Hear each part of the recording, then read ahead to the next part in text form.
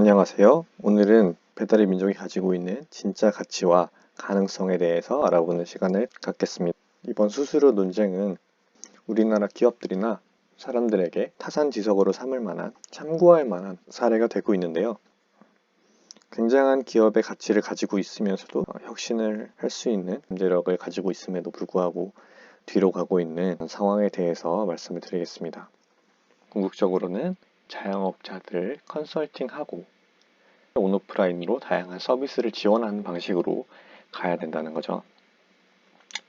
주문만 하시고 장사만 하시고 나머지는 다 해드리는 거, 그쪽으로 가야 되는데 수수료 장사로 잘못 생각하고 있었던 겁니다. 그러니까 소 잡는 칼로 닭을 잡고 있었던 거죠. 이게 배민상이라고 이제 오픈한 그건데 딱 보면 그냥 뭐 11번가 쿠팡 이런 거잖아요. 그러니까 남들 하는 거 똑같이 하고 있는 거예요. 이게 경쟁력이 있을 수가 없죠. 근데 정작 배민의 가치가 5조 원인 이유는 굉장히 많은 사람들이 사용을 하고 있다. 그리고 굉장히 많은 가게가 등록되어 있다. 가게의 데이터, 고객 데이터, 주문과 배달의 데이터, 결제 데이터도 있죠. 이런 빅데이터를 가지고 있으니까 사람과 가게 풀, 이 가치가 5조 원인 거거든요. 수익성이 좋아서 5조 원이 아닙니다. 뭔가 착각을 하고 있었던 것 같아요. 수수료만 가지고 돈을 버는 건 정말 바보 같은 짓이에요. 온오프라인 거래를 연결하는 채널, 잘하는 걸 더 잘해서 돈을 벌어야 됩니다. 이 온라인 주문 서비스 배민 오더, 뭐가 생각나죠? 스타벅스의 사이런 오더처럼 미리 주문을 해놓으면 가서 먹거나 가서 받는 건데, 이런 것들이 바로 배민의 가장 차별적이고 잘할 수 있는 부분인 거죠. 이거를 육성해야만 올리원이 될 수 있는 겁니다. 신선식품이나 생활용품들은 집 앞에서 사잖아요. 동네 마트와 사람을 연결해서 즉시 필요한 것들을 제공해주는 서비스. 계란 한 3개, 양파 1개 이런 식으로 필요한 것들을 소규모로 포장해서 즉시 배달해주는 거, 이런 것들 연결해주면 동네 마트와 소비자도 다 좋고 새로운 시장을 개척하는 거잖아요. 이런 부분들이 굉장히 중요하고, 실제로 뭐 배달 로봇들을 개발을 하고 있다고 하는데 물류로도 충분히 나갈 수가 있겠죠. 예를 들어서 택배 회사와 연결해서 택배 회사가 허브까지만 가져다 주면 집집마다 가는 거는 이 배민에서 대행을 해준다든지, 여러 가지 장점을 통해서 돈을 벌 수 있는 수익 모델이 무궁무진합니다. 광고 외의 수익 모델, 수수료 외의 수익 모델이 정말 많은데도 불구하고 이런 황금알 낳는 거위의 배를 가르는 실수를 범한 건 아닌지 안타까운 생각이 들었습니다. 이런 배민 장부를 통해서 출혈 확인 정도의 시스템은 했는데 이게 그 이상으로 나가지 못했어요.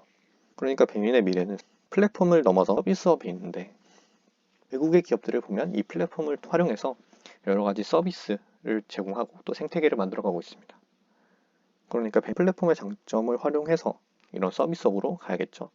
배민이 할 수 있는 건 자영업자 대상으로 원스톱 솔루션을 제공하는 게 되겠습니다. 지금도 매출을 확인한다든지 데이터를 확인하는 것 정도는 할 수 있는데, 자영업자들이 제일 어려운 게 통계를 가지고 있어도 이걸 분석을 못해요. 그래서 제가 자영업자들을 대상으로 데이터 분석만 전문으로 하는 그런 기업을 하고 싶은데 제가 잘 몰라서 지금 못하고 있습니다. 어쨌든 데이터 솔루션 기업으로 넘어가야 한다는 거죠. 그러니까 배민의 미래는 IT 서비스업에 있는 겁니다. 자영업자는 장사만 편하게 하시고 나머지 세금, 법률, 행정 이런 귀찮은 거 우리가 다 해줄게.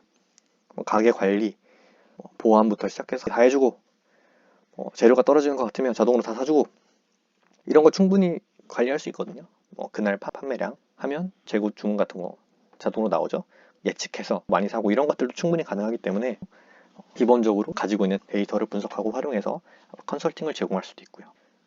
자영업자들이 불안해하는 게 굉장히 변동성이 크다는 거잖아요. 그런 리스크를 줄여주고 또 줄여주고 매출을 늘릴 수 있는 솔루션을 제공하는 기업으로, 내 장사가 편하고 잘 되려면 배민을 꼭 써야겠다, 이런 방향으로 가는 서비스를 제공을 해야 된다는 거죠. 실제로 은행들이 요즘에 이런 자영업 컨설팅에 뛰어들어서 작년에 1128건, 전년 대비 80% 이상 늘었다고 해요. 은행이 가장 잘 할 수 있는 금융 분야 또 비금융 분야의 경영 컨설팅을 통해서 자영업자를 지원해주는 서비스를 제공한 겁니다. 국민은행이 부동산 거래 정보, 국민카드 정보를 활용해서 상권 분석 시스템을 제공을 하고 있는데, 이 시스템을 활용해서 여러 가지 솔루션도 제공하고 있고, 이렇게 했을 때 매출이 늘어나고 더 안정적인 경영을 할 수 있었다고 합니다.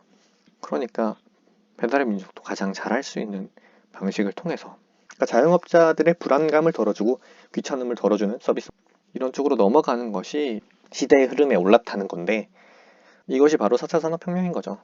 지식 정보 기반 서비스업으로 넘어가는 것들이 필요한 거고, 저번에도 말씀드린 적이 있지만 기존의 제조업이나 기존의 방식을 넘어서 플랫폼을 통해서 새로운 가치를 만들어내고 새로운 서비스, 생태계를 만들어내는 쪽으로 그런 흐름에 올라타야 된다는 거죠. 그래서 공공 같은 경우에도 여러 가지 서비스들을 디지털로 전환할 수 있는 것들이 필요하고, 앞으로 이런 어플들을 최대한 민간 업체들에게 많이 개방을 해서 이런 생태계가 좀 많았으면 좋겠어요. 실제로 업무도 좀 편리해질 거고요. 또 하나가 이 온오프라인 연계 옴니채널, 이 생태계를 구축하는 게 굉장히 중요해질 겁니다. 그러니까 배달의 민족도 배민노도 같은 것부터 시작해서 오프라인 매장과 사람, 이런 것들을 연결하는 서비스를 제공하는 게 한 가지. 또 하나가 이 오프라인 매장과 온라인의 데이터를 활용해서 편리하게 돈을 많이 벌 수 있도록 지원하는 서비스를 하게 되면 매출이 느는 만큼 거기서 수수료를 가져가면 돼요. 배달앱 건당 가져가는 것보다 컨설팅으로 가져가는 게 훨씬 더 합리적이고 더 많은 수익을 낼 수가 있습니다. 이번 논쟁을 통해서 단순히 배달앱이 수수료가 비싸서 정부에서 나섰니, 이런 것도 중요하지만 앞으로의 우리가 나아가야 할, 우리 사회가 나아가야 할 방향을 보여주지 않나라는 생각에서 얘기를 해보게 됐습니다. 좋은 방향으로 해결이 됐으면 좋겠고, 특히 최근에 코로나 때문에 온라인 생태계가 더 활성화될 수 있는 기회가 되고 있는 것 같은데, 우리나라에서도 이런 기업들이 많이 나와서 전체적으로 편리해지고 또 돈도 많이 버는 방향으로 나아갔으면 좋겠습니다. 다음 시간에는 재난소득에 대한 얘기를, 왜 어떻게 줘야 되는지 얘기를 나눠보도록 하겠습니다. 끝까지 들어주셔서 감사합니다.